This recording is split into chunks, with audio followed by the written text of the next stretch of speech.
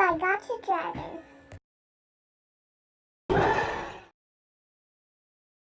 Pebble walked over to Dewdrop, who was busy trying to shift her scales to a red like the painting of the old queen of the Skywings, Queen Ruby, of course. Now that Ruby's great-great-granddaughter is reigning, all they could look at was paintings of Ruby. I still don't understand why you all would want such bright colors. Any shade of brown is completely fine. Pebble never liked bright colors, only on Dewdrop. But of course Dewdrop was not like all the other rainwings, all colorful and full of emotion. As far as Pebble could tell, Dewdrop had real emotions. Not just the typical rainwing ones, like all sappy and happy. Dewdrop got very angry, and was even menacing. The only other rainwing Pebble had met was Queen Glory. Geez, thinking about this made Pebble's head hurt. He didn't understand why Queen Glory was still queen after all these years. Queen Ruby was killed immediately after her second daughter was born. Queen Merhen died of old age. Queen Coral decided that she was getting too old for being queen. And Queen Glacier had been challenged. So why is Glory still alive? Because she's an awesome queen and like, who would ever want to kill her? Plus anyways. Apparently rainwings don't do challenges like that anymore, rang a voice behind Pebble. Pebble was afraid of this. Stupid old Shadow coming to ruin Pebble's day with her stupid old mind-reading power. I am not stupid and my power is not stupid, Shadow shouted. Okay, geez, Pebble shot back. Stupid. He added under his breath, and in return he got a mean look from Shadow. Anyways, Shadow continued, since I'm Moon's awesome daughter. I thought I could come with you guys on your little quest thingy. The silver scales by Shadow's eyes glinted in the moonlight. We are not going on any journey, Shadow. Go away. Pebble shot at her, wishing he was allowed to smack her with his tail. Of course his Uncle Clay had forbidden that after he smacked his sister. Shadow flared her wings.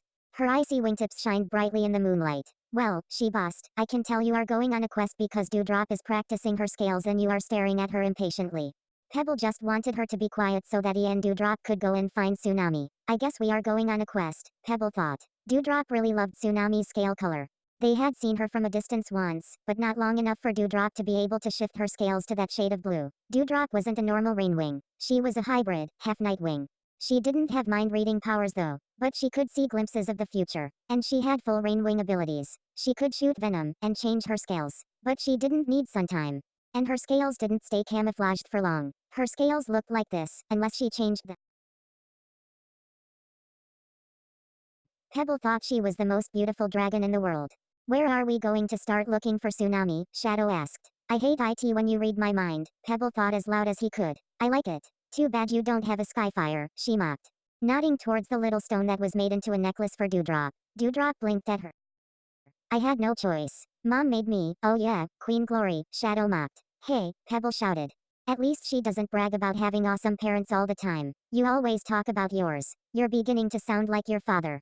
Uncle Clay told me Winter bragged about being Queen Glacier's nephew all the time. Shadow ignored him and flicked her tail towards Dewdrop, who was back to changing her scales. This time she was changing it to the painting of Queen Scarlet. Her color is so hard to get, Dewdrop whined, flopping to the floor. Try my color, Pebble asked encouragingly.